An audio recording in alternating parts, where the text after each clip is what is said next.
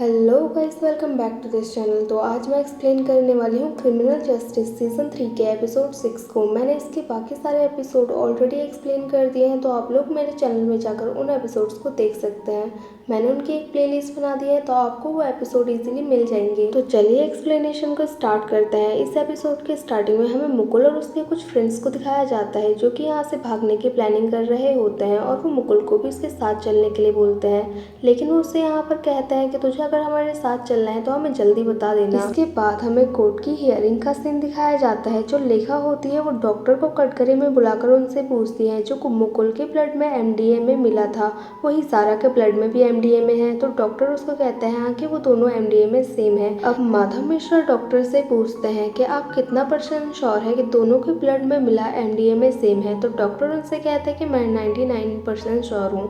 अब माधव मिश्रा डॉक्टर से एक भी क्वेश्चन नहीं पूछते और कोर्ट की हियरिंग यहीं पर एंड हो जाती है। इसके बाद हमें कोर्ट के बाहर का सीन दिखाया जाता है, जहाँ पर जो अवंतिका होती है और उसके डैड अरविंद वहाँ पर उसका वेट कर रहे होते हैं। अब जो अवंतिका होती है वो माधव मिश्रा से कहती है कि आज हमारा कोर्ट में दिन अच्छा नहीं था। तो माधव मिश्रा अवंतिका को निश्चिंत रहने के लिए बोलकर कहते हैं कि सब कुछ अभी तक हमारे अकॉर्डिंगली ही चल रहा है। इसके बाद हमें मुकुल और उसके फ्रेंड्स को दिखाया जाता है, जो कि जेल से भागने का प्लान बना रहे होते हैं, और वो कहते हैं कि हम लोग लॉन्ड्री के ट्रक में बैठकर भागेंगे।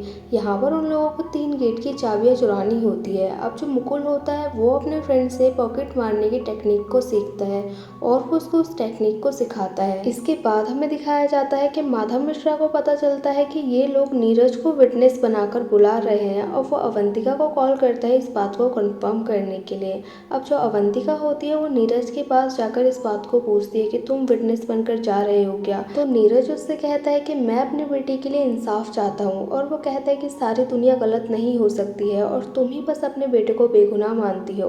तो यहाँ पर जो अवंतिका होती है वो उससे पूछती है कि तुम कोर्ट में क्या बोलोगे, और नीरज उससे कहता है कि मैं बस सच बोलूंगा, और वो यहाँ से चले जाता है। इसके बाद हमें माधव मिश्रा को दिखाया जाता है, जो कि मुकुल से मिलने के लिए आया होता है। अब मुकुल को जब पता चलता है कि नीरज जो कि उसके डैड हैं वो उसके खिलाफ विटनेस बनकर आ रहे हैं, तो उसको थोड़ा बुरा लगता है। लेकिन माधव मिश्रा उससे कहता है कि कोर्ट में जो कुछ भी होता है तुम उसको एक कान से सुनना और दूसरे कान से निकाल देना और दिल पर मत लेना। ये बोलकर वो यहाँ से जा रहा होता है। लेकिन जो मुकुल होता है वो माधव मिश्रा को हक करता है और उसको थैंक यू बोलता है, और इसी बहाने वो उसका वॉलेट चुरा रहा होता है। लेकिन माधव मिश्रा का वॉलेट नीचे गिर जाता है और उसका जो साला होता है वो वॉलेट को उठाता है और उसको देता है वापस। और हमें यहाँ मुकुल का फेस भी दिखाया जाता है, जो कि थोड़ा अजीब हो जाता है। अब वापस से कोर्ट की हियरिंग का सीन दिखाया जाता है। जो लेखा होती है उसने मुकुल की गर्लफ्रेंड निशी को कोर्ट में बुलाया होता है विटनेस के तौर पे। यहाँ पर वो उससे उस रात के बारे में पूछती है। तब उसकी गर्लफ्रेंड बताती है कि उस दिन जो मुकुल है वो उसको वीडियो कॉल करने वाला था, लेकिन किसी रीज़न से वो उसको वीडियो कॉल नहीं कर पाया था, इसलिए वो उससे गुस्सा हो जाती है और उससे बात नहीं करती।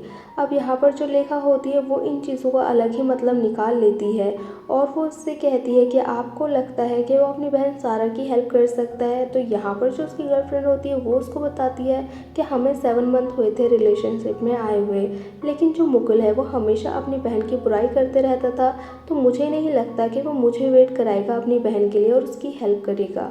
अब जो लेखा होती है वो मुकुल पर उल्टे सीधे इल्ज़ाम लगाने लग जाती है और कहती है कि मुकुल जो है अपनी बहन का मर्डर पहले से ही प्लान कर रहा था और उसने जानबूझकर उसको मारा है और पूरी प्लानिंग के साथ मारा है। इसके बाद हमें माधव मिश्रा को दिखाया जाता है, जो कि निशी से बस एक ही क्वेश्चन पूछता है कि आप दोनों के बीच कोई पैसों का लेन देन तो नहीं था। तो निशी उससे ना कहती है। इसके बाद हमें लेखा को दिखाया जाता है, जो कि विटनेस के तौर पर मुकुल के डैड यानी कि नीरज को बुलाती है और उनसे वो कुछ क्वेश्चन पूछती है। जो नीरज होता है वो ऑलरेडी मुकुल से काफ़ी ज़्यादा गुस्सा होता है, इसलिए वो उनको बहुत सारी बातें बताता है और मुकुल के बारे में काफ़ी उल्टी सीधी चीज़ें भी बोलता है। वो कहता है कि वो हमारे साथ एडजस्ट नहीं हो पा रहा था क्योंकि वो अपनी मॉम की मैरिज को एक्सेप्ट नहीं कर पा रहा था। अब जो लेखा होती है वो उससे मुकुल और सारा के रिलेशन के बारे में बात करती है। तो जो यहाँ पर नीरज होता है वो बताता है कि मुकुल और सारा के रिलेशन बिल्कुल भी अच्छे नहीं थे, क्योंकि मुकुल सारा को बिल्कुल भी पसंद नहीं करता था और वो उसकी सक्सेस से चलता था और उसके पैसों का भी मिसयूज़ करता था, और वो सारा को लेकर बहुत ही गुस्सा करता था और उसको अच्छा नहीं मानता था। और वो यहाँ पर डिक्टाफोन में रिकॉर्ड की गई बातों को भी बता देता है। अब जो मुकुल होता है वो अपने डैड की इन सारी बातों को सुनकर रोने लग जाता है और उसको वापस से जेल में लेकर जाया जाता है। इसके बाद हमें माधव मिश्रा को दिखाया जाता है जो कि ये कह रहा होता है कि नीरज ने तबाही मचा दी है, अब हम इससे कैसे उभरेंगे। इसके बाद हमें नीरज के घर का सीन दिखाया जाता है जहाँ पर अरविंद और अवंतिका उसका वेट कर रहे होते हैं और वो उससे पूछते हैं कि उसने कोर्ट में ऐसी गवाही क्यों दी। तो नीरज अवंतिका से कहता है कि सच बोला मैंने, तुम्हारी तरह झूठ नहीं बोलता मैं। यहाँ पर अरविंद और नीरज की बहुत ज़्यादा बहस हो जाती है और ये बहस लड़ाई में बदल जाती है। अब जो अरविंद होता है वो यहाँ से चले जाता है और जो अवंतिका और नीरज होते हैं वो साथ में बैठ जाते हैं। अब यहाँ पर जो अवंतिका होती है वो नीरज से कहती है कि तुम हमारे इस रिलेशन को ख़राब क्यों कर रहे हो। तो जो नीरज होता है वो उससे कहता है कि इस रिलेशन को मैं ख़राब नहीं कर रहा, इस रिलेशन को ऑलरेडी तुमने ख़राब कर दिया है। अब हमें मुकुल को दिखाया जाता है जो कि बहुत ही ज़्यादा सैड होता है। इसके बाद हमें अवंतिका को दिखाया जाता है जो कि नीरज जब सो रहा होता है तो इस घर को छोड़कर चले जाती है और वो अपने पुराने हस्बैंड के पास आ जाती है और वो रात में वहीं पर रुकती है। अब हमें नेक्स्ट डे का सीन दिखाया जाता है, ये दोनों साथ में बैठे होते हैं और अरविंद अवंतिका से कह रहा होता है कि सब कुछ मेरी गलती है, अगर मैंने अच्छे से सब कुछ किया होता तो आज मुकुल की ये कंडीशन नहीं होती। तो अवंतिका उससे कहती है कि जो बीत गया है वो वापस नहीं आ सकता, लेकिन अभी जो तुम कर रहे हो ये बहुत बड़ी बात है। इसके बाद हमें नीरज को दिखाया जाता है जो कि अवंतिका को ढूंढ रहा होता है घर में, लेकिन उसको अवंतिका कहीं भी नहीं मिलती। तब नीरज अपना फ़ोन चेक करता है तो उसको अवंतिका का मैसेज मिलता है जिसमें लिखा होता है कि यही अच्छा रहेगा कि हम कुछ टाइम के लिए एक दूसरे से दूर रहें। इसके बाद हमें मुकुल को दिखाया जाता है जो कि अपने फ्रेंड्स के साथ होता है। उसके फ्रेंड्स यहाँ से भागने का प्लान बना रहे होते हैं और वो मुकुल से कहते हैं कि अगर तू भी हमारे साथ आना चाहता है तो अपने सेल की चाबी चुरा लेना। इसके बाद हमें कोर्ट की हियरिंग का सीन दिखाया जाता है और यहाँ पर वही लड़का होता है जिसने मुकुल से MDA में ख़रीदा होता है और उसको पैसे दिए होते हैं। यहाँ पर जो माधव मिश्रा होता है वो ये प्रूव कर देता है कि पार्टी में MDA में बस मुकुल के पास ही नहीं था बल्कि और लोगों के पास भी था।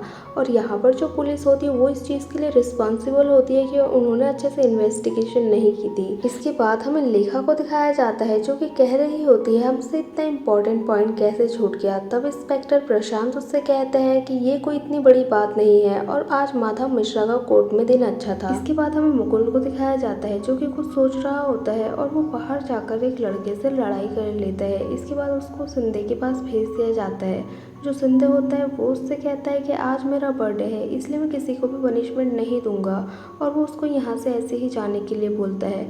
अब जो मुकुल होता है वो संदे को हक करता है और उसके पास से चाबी चुरा लेता है। इसके बाद हमें माधव मिश्रा के घर को दिखाया जाता है। यहाँ पर उसकी वाइफ उसके डॉक्यूमेंट्स को ठीक से रख रही होती है। तभी माधव मिश्रा आता है और उसको कहता है कि वो क्या कर रही है और उसको थोड़ा सुनाता है। यहाँ पर वो एक फ़ोटो को नोटिस करता है जिसको देखकर ऐसा लग रहा होता है कि माधव मिश्रा को उसमें कोई हिंट मिल गया है और माधव मिश्रा खुश हो जाता है और अपनी वाइफ की तारीफ करता है। इसके बाद रात में हमें मुकुल और उसके फ्रेंड्स को यहाँ से भागते हुए दिखाया जाता है और ये लोग एक जगह पर आकर छुप जाते हैं। अब जेल के अंदर लॉन्ड्री वाला ट्रक तो आ जाता है और ये लोग कार के पीछे छुपे होते हैं, लेकिन जहाँ पर वो लॉन्ड्री वाला ट्रक खड़ा होता है वहीं पर वो लोग पार्टी भी कर रहे होते हैं। अब ये लोग परेशान हो जाते हैं कि लॉन्ड्री वाले ट्रक के अंदर आखिर जाकर बैठे कैसे। यहाँ पर जो मुकुल होता है वो इन लोगों को एक आइडिया देता है और जब वहाँ पर एक और कार आ रही होती है तो मुकुल इन लोगों को लेकर उसके पीछे छुप जाता है और ये लोग उसकी हेल्प से लॉन्ड्री वाले ट्रक के अंदर जाकर बैठ जाते हैं और किसी को पता भी नहीं चलता। अब ट्रक वाले भैया ट्रक का गेट बंद करते हैं और ट्रक को यहाँ से लेकर जाने लग जाते हैं और यहीं पर ये एपिसोड एंड हो जाता है। सो गाइस हमें कमेंट करके ज़रूर बताना कि आपको ये एपिसोड कैसा लगा। अगर अच्छा लगा हो तो लाइक करें, शेयर करें और कमेंट करें और सब्सक्राइब करें इस चैनल को ऐसे ही मज़ेदार वीडियोज़ को देखने के लिए। और हाँ, बेल आइकन को दबाना ना भूलें। Thank you for watching guys.